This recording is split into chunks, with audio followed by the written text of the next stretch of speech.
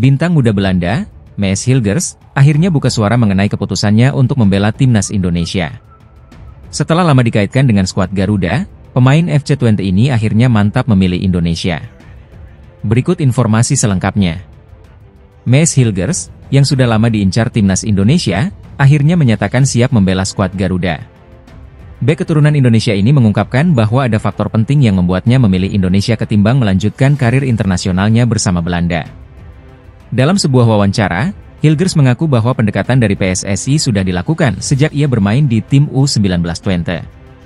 Meski awalnya ragu, kini Hilgers mantap memilih Indonesia karena alasan sentimental, yakni pengaruh budaya Indonesia dalam hidupnya.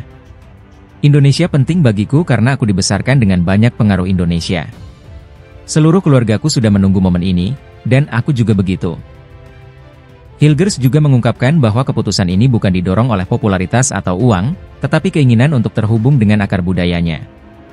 Kini, Maes Hilgers bersama Eleanor Reijers berpeluang menjalani debutnya di kualifikasi Piala Dunia 2026 melawan Bahrain dan Cina, Oktober mendatang. Dengan kedatangan dua pemain baru ini, pelatih Shin Tae-yong optimistis timnas Indonesia bisa bersaing di grup C dan mencapai target 4 besar.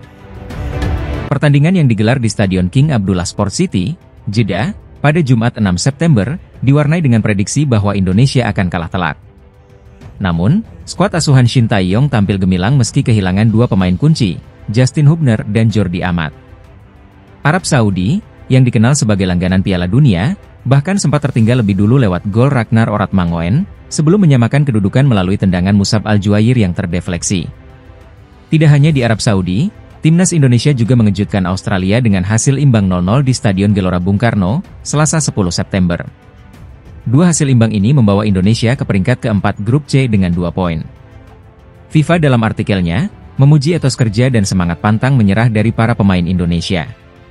Menurut FIFA, jika performa ini dipertahankan, Indonesia berpeluang besar untuk lolos ke Piala Dunia 2026. Gol pemain timnas Indonesia, Ragnar Oratmangoen, berhasil masuk dalam nominasi gol terbaik di matchday pertama dan kedua kualifikasi Piala Dunia 2026 zona Asia.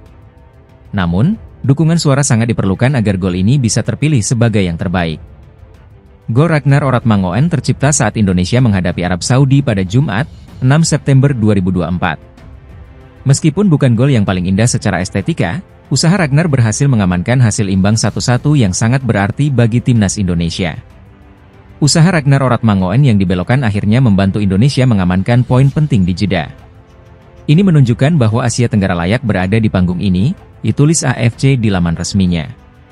Selain gol Ragnar, 7 gol lainnya dari pemain seperti Takumi Minamino dan Son Heung-min juga masuk nominasi. Namun, gol Ragnar akan sulit menang tanpa dukungan suara dari para pendukung. Kelvin Verdong, bek kiri timnas Indonesia, memberikan janji luar biasa usai berhasil menahan imbang Australia 0-0 dalam laga kualifikasi Piala Dunia 2026. Dalam laga yang digelar di Stadion Gelora Bung Karno, Selasa 10 September, timnas Indonesia sukses mengamankan 1 poin melawan Australia. Ini adalah hasil imbang kedua setelah sebelumnya menahan Arab Saudi 1-1. Kelvin Verdong, yang tampil penuh selama 90 menit, mendapat pujian atas performanya dalam menjaga pertahanan. Pemain yang merumput di klub NEC Nijmegen Belanda ini berhasil menahan serangan dari Samuel Silvera dan Alessandro Circati. Setelah laga tersebut, Verdong mengungkapkan janjinya untuk terus tampil lebih baik. Dalam unggahan di Instagram, ia menegaskan bahwa timnas Indonesia akan berjuang lebih keras di laga-laga berikutnya. Selanjutnya, timnas Indonesia akan menghadapi 2 laga tandang penting dalam kualifikasi Piala Dunia 2026. Mereka akan melawan Bahrain pada 10 Oktober, disusul laga melawan Cina 5 hari kemudian. Kelvin Verdong dan timnas Indonesia bertekad membawa hasil positif di kedua laga tersebut, demi menjaga asa lolos ke Piala Dunia 2026.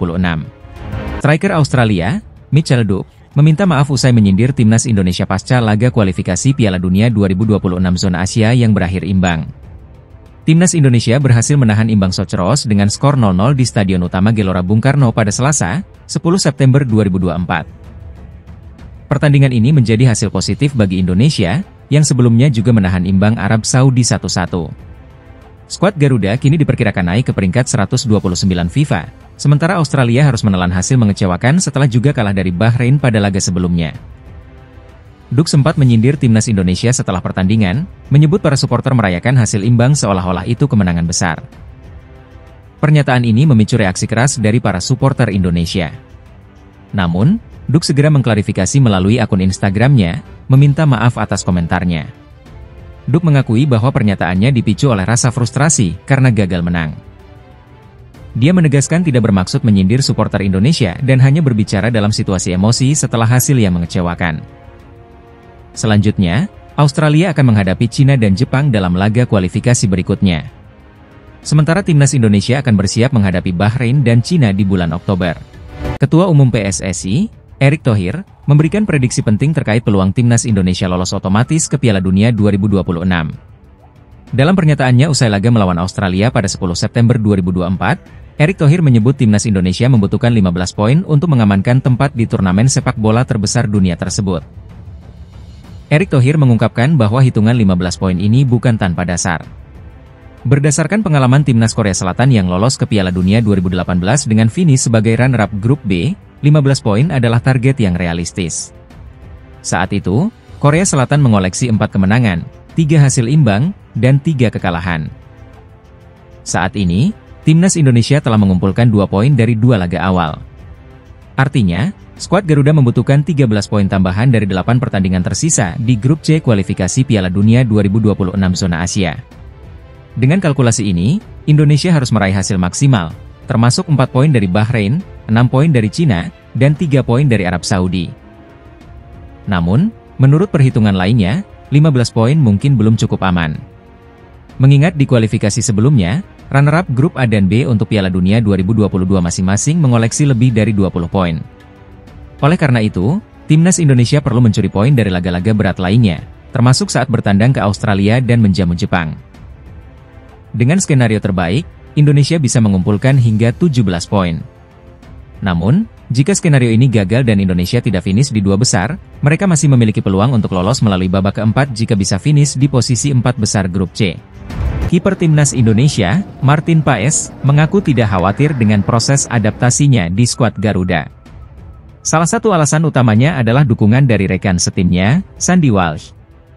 Jelang latihan di Stadion Madia, Minggu, 8 September 2024, Paes mengungkapkan bahwa Sandy Walsh adalah mentornya selama proses adaptasi. Bukan hanya di lapangan, tetapi juga dalam belajar bahasa Indonesia, Sandy selalu ada untuk membantunya.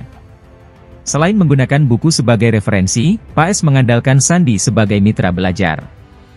Hubungan dekat mereka membuat Paes merasa nyaman dan lebih cepat memahami karakter timnas Indonesia. Pada laga melawan Arab Saudi, Sandy Walsh dan Martin Paes menunjukkan penampilan gemilang.